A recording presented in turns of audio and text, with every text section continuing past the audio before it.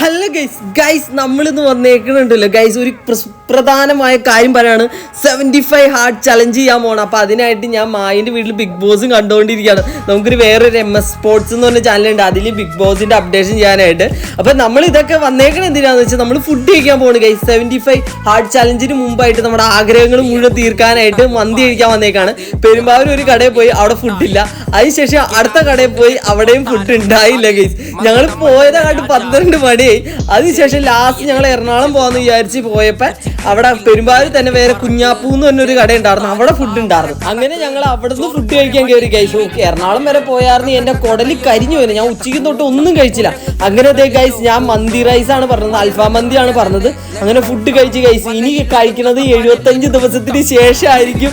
എങ്ങനെ ഇത് കവർ ചെയ്യുന്നത് ഒരു ഐഡിയ ഇല്ല. അപ്പോൾ ഗൈസ് നമ്മുടെ ചാനലിൽ 75 ദിവസത്തെ ഓരോ ദിവസത്തെ അപ്ഡേഷൻ ചെയ്യുന്നതായിരിക്കും. എല്ലാവരും ചാനൽ ഫോളോ ചെയ്ത് സപ്പോർട്ട് ചെയ്യാൻ മറക്കരുത്.